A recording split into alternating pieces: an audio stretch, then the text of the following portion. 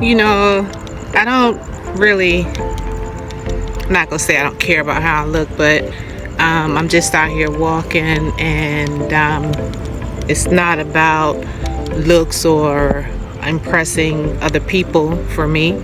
I have something on my mind, and I just want to share. And it's not about trying to change people. It's just about bringing up things to be aware about as we live our daily lives. And if we can help, we help. And if we can't, just brush it off. You know what I'm saying? But I'm thinking about, I read an article the other day about multi-generational workplace and the different generations in the workplace. And I'm like, how come we just don't get it? For example, the older people just hold on to their old beliefs. I mean, even though it's like, the way I think about it, it's like a walking zombie. Like, say for example, we've been in zombie land for so long, you know, and then we come up out of it, get hit by COVID, and like really start to see, you know, what has happened, even though we already know. Say for example, the war on drugs and how bad it is, the homeless crisis, how bad it is.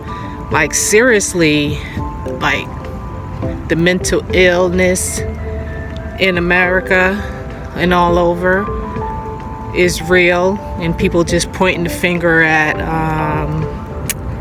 I forget what president stopped.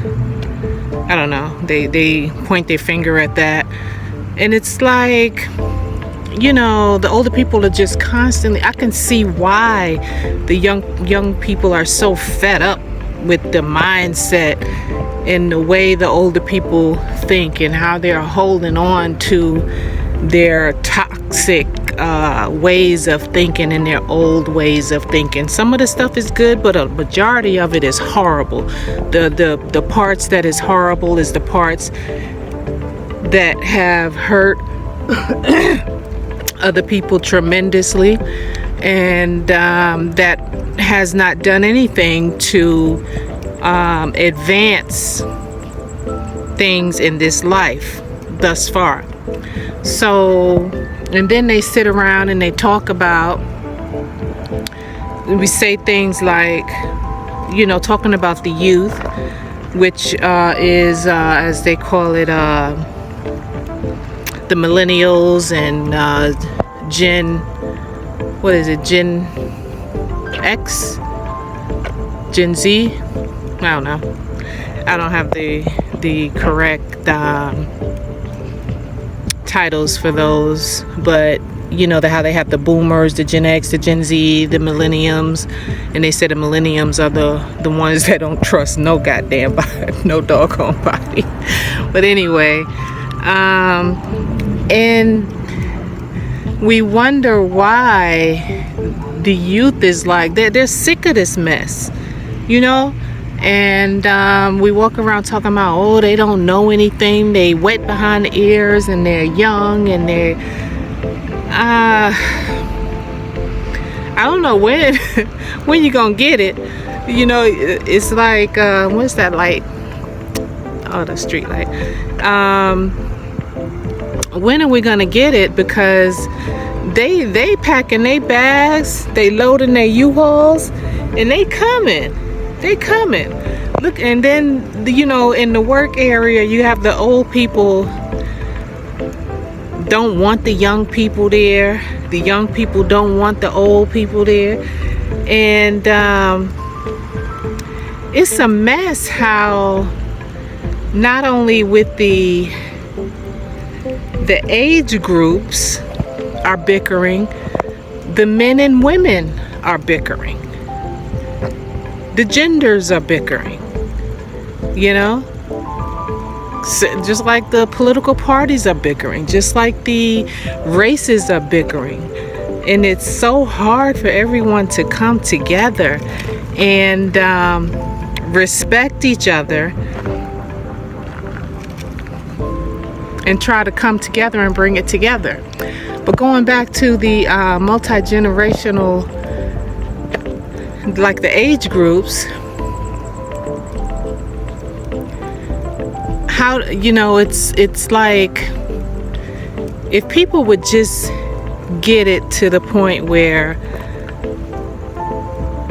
we can make this work in certain when you're in the work environment with certain teams. If we stop the hate, the vengeance and the jealousy and the,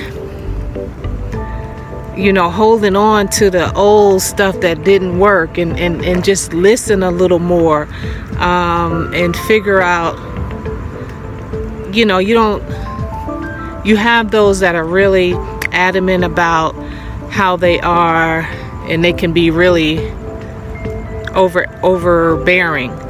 But when you put everybody together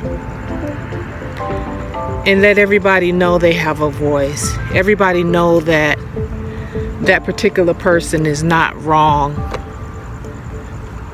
and come up with solutions together, that's the only way to deal with it. I mean, we as people that have neighbors, that have people that we look and smile at when we go to the grocery stores, real live people. I don't know. I just hate hate is a strong word, but I just don't agree with and don't like the bickering, the not coming up with solutions for, in this case, all parties that are different age groups, without one party saying it's going to be my way or the highway. Like, it can be done. It is being done. And those that push against it and fight against it, it's just going to be left behind. It's going to be left behind. Similar to the Left Behind series back in the day. But, man, I tell you, just thinking. Okay, and when I say the old people hold on to their old beliefs, and they just so, I don't know how to describe the way they think, but they get into this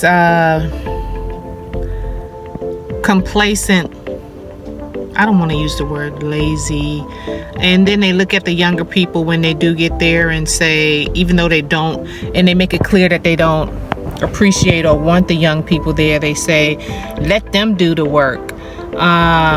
Give the work to the younger people. They can do this or that. And that's not a good way to think or do things. It's just not. I think everyone should carry their own weight. And then when you don't carry your own weight, you wonder why.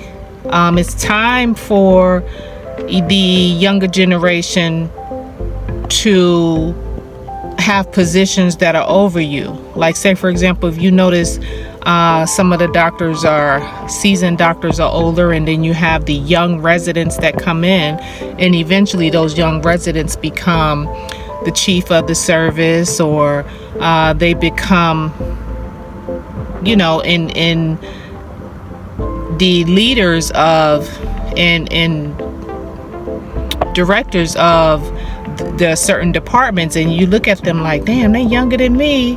How they gonna tell me what to do? And then you give them a hard time. That's not the way to think about. I don't think that's a good source or a good way to think about people and treat people. It's just totally wrong. It's just wrong. And then to think that just because you're seasoned and you have a lot of experience, things should be only your way and nobody else's way. Like you can't listen to no one that is younger than you. I don't know. And then I want to talk about the opposite side of that would be the young people who think, oh, these old people, they don't, they so bossy, they don't know anything about the new ways of doing things, and they're so old, and it's time to get rid of them, without looking at which ones can you keep that have the knowledge and that have the wisdom before they do die off, and can show you some things that they have been through to make the job easier, to make life easier, that you can incorporate into what you are doing. So and then the egos, the big fat egos of you can't listen to no one. I understand you're tired of the old people and the old ways of doing things and how destructive they have been, which has caused a lot of nastiness in our world today. But some of that stuff, and you have to wean it out, is good for you, good to learn, good wisdom. You just have to know how to filter through it.